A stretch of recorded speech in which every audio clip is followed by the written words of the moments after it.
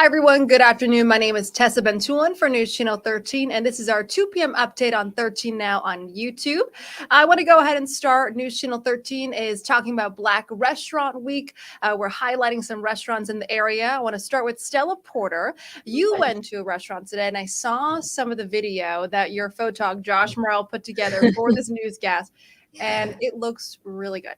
It was so good, Tessa. It's never a bad assignment when you actually get to try some of the food at the location. But yeah, so it is 518 Black Restaurant Week this week from now until Sunday. So that means at a list of 22 participating restaurants, you can get deals. There's like a special $35 menu. And then there's also just the camaraderie of these businesses that have come together to help celebrate local, many of them capital region born and bred people who own these businesses. So I got to go to Organa in Troy.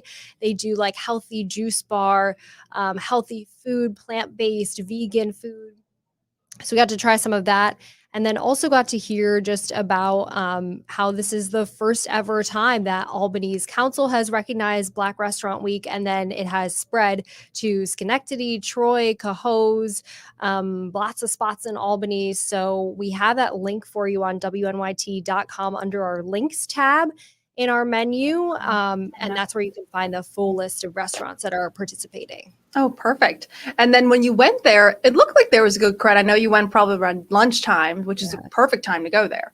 Yeah, and I talked to the organizer too, who, is a local business owner over on Broadway in Albany, and she was saying just to see this all come to fruition is amazing what they've put together, and that so many businesses have been packed, and many people coming out of COVID, you might not know really what's in your neighborhood anymore. So this is just a great opportunity to get out there and see some of the Black-owned places that are right in your backyard. Yeah, and especially after COVID, a lot of people understand that local businesses are so important. So it's so nice to see from your story and what I've seen just out in the community that so many people are just so happy to go to these places and participate and buy food or, retail stuff, anything, support in any way they can.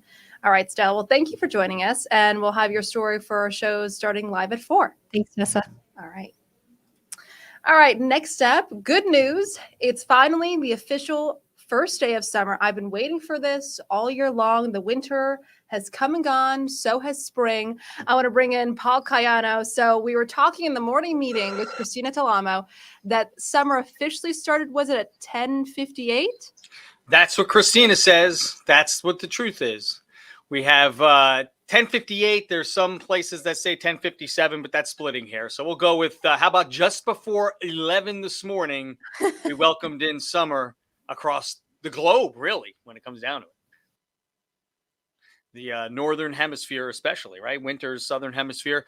We're enjoying beautiful sunshine here on this first day of summer in the capital region. Check out Lake George, just delightful with that sunshine mixed with some fair weather clouds and 74 degrees on the CDPHP first warning cam. A lot of places now climbing through the middle 70s, some high 70s in Albany at 78 officially. You could see the first warning live Doppler radar is quiet. So we're not expecting any rain here on this first day of summer, but lurking to the south, you can see that thicker area of clouds through Philly, approaching New York, even some showers down in the mid-Atlantic. Those showers are going to steadily head in our direction. Now, there is some question about tomorrow. Computer models, some of them anyway, forecasting some showers getting into the southern parts of our area up to the greater capital district by tomorrow afternoon from this system. But again, the air is so dry over us that it looks like a lot of that will get dried out before it reaches the ground. Still, we'll put a small chance of a few showers in the picture for Thursday. So in the morning, you could see generally dry and then scattered showers showing up in the afternoon before even that batch of rain dries out. So probably not completely dry Thursday, but certainly more dry weather than wet weather. On Friday, you'll really notice an increase in humidity.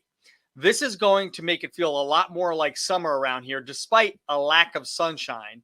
We do run the risk at a couple of showers and thunderstorms on Friday afternoon, but I think the best chance of unsettled weather, along with high humidity, will be with us through the weekend. So right around 80 today in town, 70s in surrounding communities with a mix of sun and clouds, back to 56 tonight. Then as we get into the day tomorrow, we'll put a low chance of a shower, especially south of Albany. We'll increase that chance a little bit on Friday, but then the best chance of showers and some thunderstorms, again, with high humidity, comes through both weekend days, lower 80s for highs and muggy 60s for overnight lows. So even if it doesn't look great out with a lot of sunshine, it's certainly going to feel a lot more like summer, Tessa, as we get into the weekend.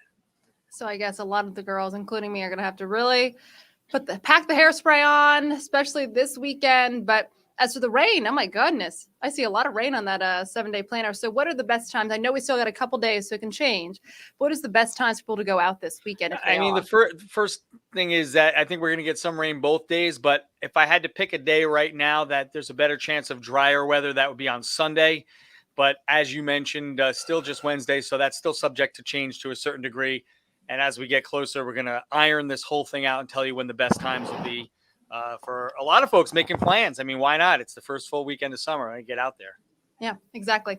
All right. Well, Paul, thank you so much. And we'll see you live at 4. Gotcha. Thanks.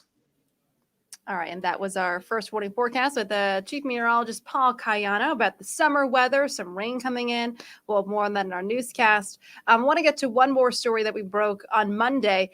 New York State Police, they had a very eventful weekend with the Dead & Co. Company concerts at SPAC on Sunday and as well as Saturday. They said it was some of the busiest they've seen, but also some of the most crime. I want to show you some of the video that we got from them. This picture of these illicit drugs they see tell part of that story. Park police confiscated LSD, cocaine, mushrooms, ketamine, meth, and other drugs, and cash as well. In all, police say they made about 3 dozen arrests. And this video that you see here, they also arrested the driver of that minibus that is believed to be the same driver and bus that plowed into a pedicab outside a Dead & Co. concert in Chicago last week.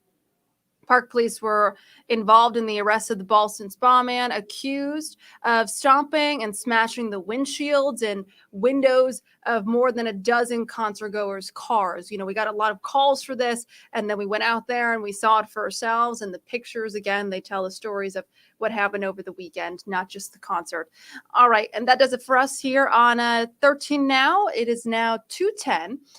Thank you so much for joining us, and we hope to see you on our newscast starting live at 4 on News Channel 13, and we go until 6:30 this evening. Have a great night, everyone.